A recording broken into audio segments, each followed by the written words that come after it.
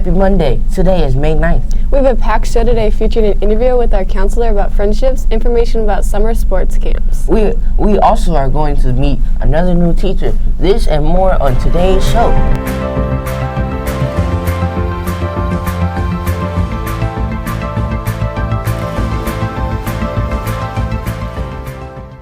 Hi, I'm Zach. And I'm Marley. To start our show today, please stand and join us in saying the Pledge of Allegiance.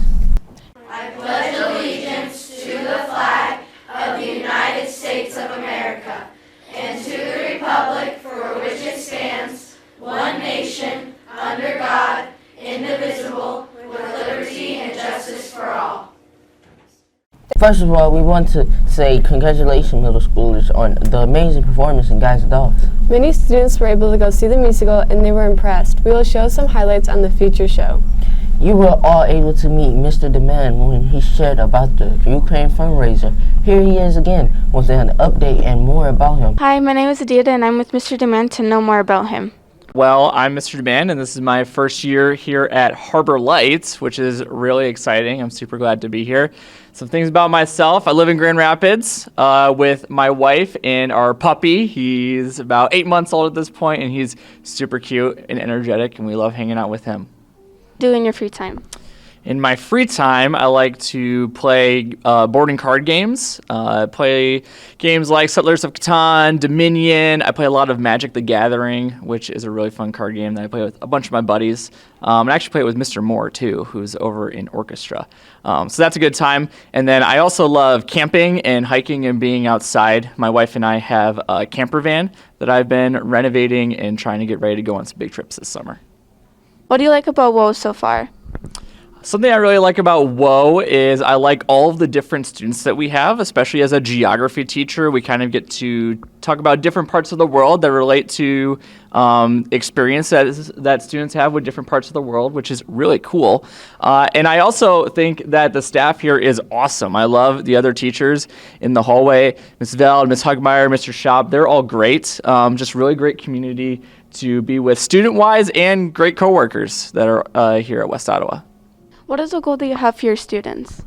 I would say that my biggest goal for my students as a geography teacher is that they would be able to see how their lives intersect with people all over the world. We've learned about the Andes, we've learned about the Amazon rainforest, we're learning about Eastern Europe right now, and even though many of our students will never go to those places or have never been to those places, I would hope that they'd be able to see how their lives are similar to people living in those parts of the world and how their lives intersect, how they deal with some of the same problems as people in the Andes or the Amazon rainforest, and they can see how people change their lives, adapt, and solve problems, and can use those sorts of examples that we learn about in different parts of the world and apply them to their own lives.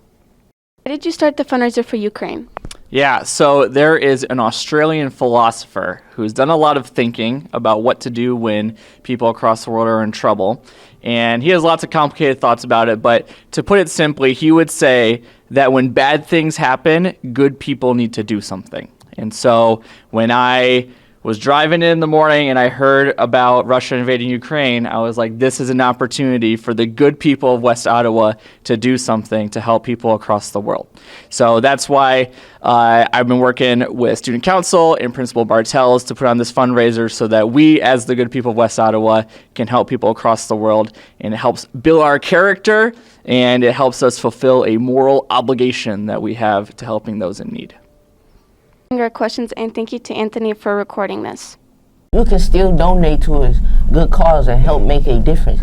We like his quote, and I'm sure we can all think of a time when a good person came to help us when we needed it. Now over for this week's general announcements. Thanks, I'm Connor. And I'm Jeremy. For lunch, specials Monday and Friday is pasta bar. Tuesday and Thursday is taco bar. Wednesday is stir fry day. Every Tuesday there will also be a special of the day. This week is the last week to order yearbooks. Pay $11 in the office by this Friday. We have more students to congratulate. Look at the names on the screen. These are band students who performed in solo and ensemble. We have many students scoring in first or second division, which are the top 2 ratings. Way to go. The next BBYA will be the next Monday in the Harbor Lights Library. The Career Line Tech Center asked us to let you know that they still have spots open for their summer camps. There are spots for the career camps, Trailblazers, and the iChallenge Youth. For more information and to register, visit the website on the screen. Tomorrow, all 8th grade students will be going to the high school during the ends of first and all of second hour. 8th graders, you will be going with your first hour teachers. If you are in a first hour with students from multiple grades, you will be traveling with another teacher. There will be an announcement at 8:40 to be dismissed for the buses. You need to stay with your first hour teacher the whole time. When we arrive at the high school, there will be a presentation in the cafeteria, followed by a tour of the school. We will load the buses at 10 to arrive back at school for third hour. Can you believe it? It's that time again. Tulip time is here, and for the first time in 2 years, our bands are marching in the parades. Here's what the bands have been doing to prepare and students sharing their favorite clips of Tulip Time. Hi, I'm Alexa, and I'm here to interview students and teachers about Tulip Time. What bands are participating in the parade? So the 7th and 8th grade bands participate in our Tulip Time and Memorial Day parades. This year we're combining Back Bay and Harbor Lights bands. What song are you guys playing? This year we're performing Sweet Caroline, so hopefully the audience will participate. What are the challenges in preparing for parades? Well, there are many. So we need to memorize the music. That's probably the first challenge after learning how to play it. And we need to march in tempo, together, in straight lines, while playing. And so another challenge is the weather. We have to get out when we have good weather, and hopefully it's good weather at the parades. But putting it all together is probably the biggest challenge. Feet, marching in lines, memorize, playing, all of it at the same time. What are some tips for band students that are marching? So, because the parades were canceled recently, none of our students have been in a parade, and so endurance is usually a concern. And one of the smartest things that students can do is make sure they hydrate like the night before the parades, so they don't cramp up and get too tired marching for 2 miles. Thank you, Mr. Gameforth, for answering our questions. What are you most excited for in Tulip Time? All the food. I'm looking forward to the flowers because they're actually like really pretty. Tulip time is just such a unique time of year for Howland. You get to see all the beautiful colors that come out with the tulips and the flowering trees instead of, I'm looking out the window of my room and it's snowing, but we know that brighter days will come. I just enjoy the tulips and the colors that they bring. It's Howland in its best. When I think about all the tulips, I also think about the multicultural diversity of Howland and how the different tulips reflect the outstanding multiculturalism that we have in Howland and how we should see it in its beauty and embrace it. And I hope people realize that and see that analogy because it is very unique and it's what makes Howland such a special place. The carnival because I get to hang out with my friends. I'm looking forward to the marching band because the music is great and I like it a lot. I'm looking forward to going to the festival because it's a time to gather with friends and family. I'm looking forward to going to the carnival because I like the rides, they're fun. I'm looking forward to the carnival rides and the food options. I'm excited to go with my group of friends and spend time together. The carnival because of the rides. I'm looking forward to the parade because of the music and I get to see the tulips. The parade and the carnival food. Thank you guys for answering our questions, and thank you, Angeli, for recording. We hope to see you all at the parades, either marching or cheering on our bands in the parades. The sports for this week's sports report. Thanks, I'm Edgar. And I'm Will. For boys tennis, the white team plays Grand Haven at home, and the black team plays Granville away on Tuesday. Wednesday, the black team also challenges Creekside at home. The girls soccer team plays Monday at home against Zeeland, and Tuesday also at home against Zeeland Cityside. Boys and girls track and field compete against East Kentwood Pinewood on Tuesday away. May 16 is free physical night at Shoreline Orthopedics. This is the easiest way to make sure you have a physical on file in order to play sports, and the best part is that it's free. Put it on your calendar now. Now is the time to start signing up for summer sports camps at West Ottawa. Go to WolfPanthers.com. Here is more about the camps and why you should sign up. Hi, my name is Will, and I'm here to interview Pat Collins to learn more about summer sports camps. Can you introduce yourself? Sure, my name is Pat Collins. I'm the Director of Student and Family Engagement for West Ottawa Schools. I'm also the head football coach. How do students sign up for summer sport camps? Well, first off, there was something set out on Infinite Campus to all families, teachers, and staff members. There's also Wool Panthers website you can go to and see the array of sports camps that we offer for the summer. What sports are in summer sports camps? Well, as we always say, we're 29 sports in one team here at West Ottawa. They're not kidding when they say 29 sports because their offerings are numerous. Includes basketball, baseball, football, cheerleading. There's a run that's taking place, a 5K run, as well as a 1K walk for families and students as well. So there's just so many things to choose from regarding camps. When you go to the website, you can see which camps there are, what grades can sign up for those camps, and what a great opportunity in a big district where you have all these opportunities to join a camp. What are some skills that you might learn at the summer sports camps? Well, first off, you're going to learn the skill of the sport, but maybe more importantly is the connections you make, whether it's friends or meeting the coach that runs the camp. And the great connector of a lot of times when students are going, let's say, from middle school to high school, they have a chance to meet a coach. And so plugging into a camp gives them that connection and that opportunity to have a smooth transition from middle school to, say, high school. So many numerous things that can take place at sports camps because it's something in the summer that makes you look forward to summer and helps you connect from one year to the next. Why would you encourage students to sign up? Well, as I said before, I think that summer camps it helps you engage beyond just the school year. It gets you involved with coaches and leaders of the district and friends in the district, helps you meet new people through the summer, and it just helps you kind of get through your summer feeling like you're still having a sense of being a Panther, and you're not, just sitting back and forgetting everybody and being away from people. And it keeps you engaged with your friends, it keeps you engaged with your coaches, your teachers, and best of all, it's just a fun time. All the camps are a great time, and you come out of it better at what you chose to do, and probably with more connections with people that you enjoy to be around. Thank you for answering our questions, and thank you, Gabe, for filming. Mr. Collins mentioned a West Ottawa and Community 5K run and 1 mile family fun run. This event is free and you can register when you sign up for a camp. The teachers want to say a big thank you to the principals and students for your recognition, nice words, and treats last week for teacher appreciation. We have 2 amazing counselors at our school that are here to support our students. They do anything from help students pick classes to give a listening ear when you have a problem. Middle school is a big transition. Think about all the changes that happened since elementary school. One of those changes could have been your friend group. Friends are so important. If you had a bad day recently, chances may be it was maybe from something that happened with a friend. Friendships change, and sometimes that's hard too. Sometimes difficult choices have to be made if your friend is not being a good influence. Whatever it may be, our counselors have really good advice about how to not only pick good friends, but how to be a good friend too.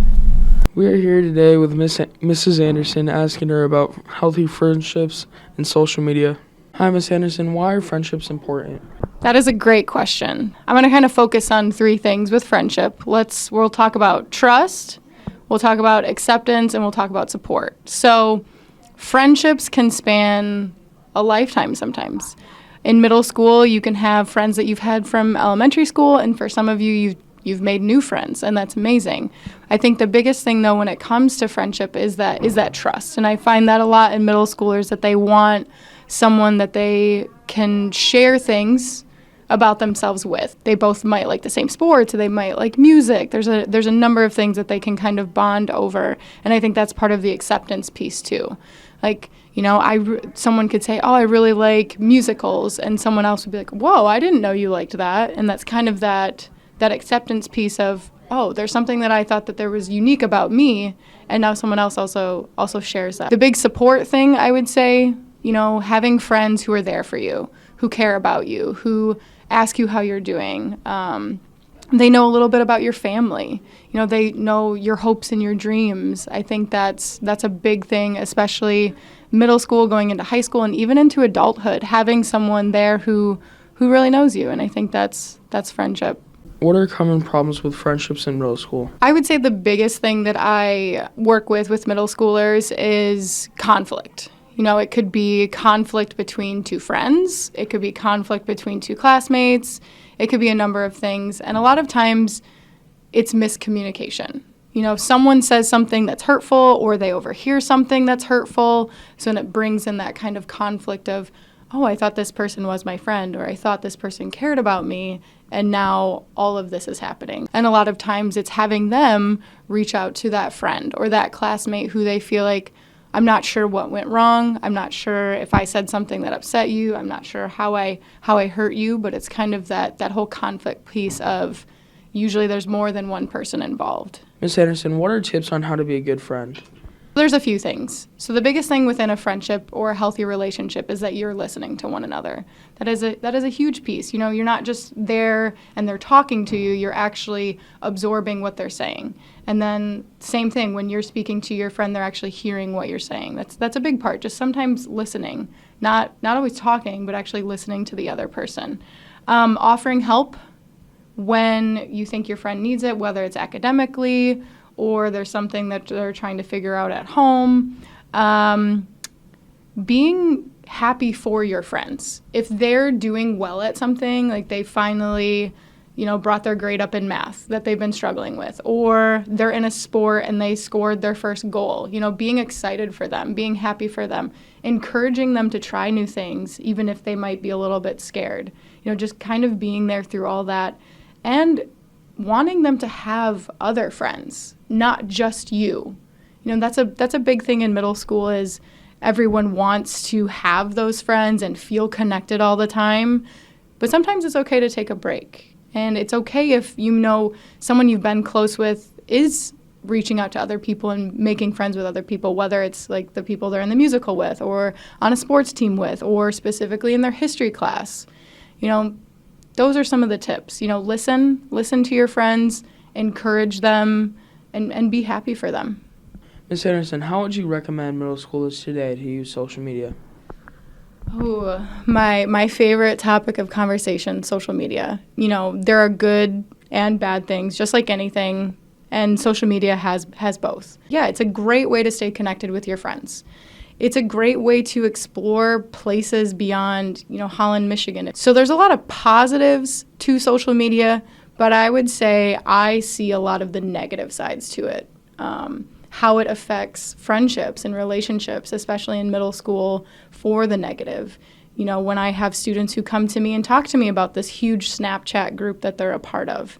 And at first, it probably started out in good fun, but then it leads to problems where people are talking, mean about someone else on there, and then it gets to someone else, and then it's screenshotted, and then it's shared with people, and that's the big negative side to it. I would also say, whatever you're part of, and even like video games have become more social, knowing the people you're talking to. Of course, you might follow someone who is a fashion designer in, Paris, and you don't really know them, but you kind of see what they do. That's great. But I think you need to be aware that some of the people who are following you, or when you let people follow you, that you don't know them. And I would love for everybody to kind of look through their social media and look through whoever they talk to and see, how many of these people do I really know?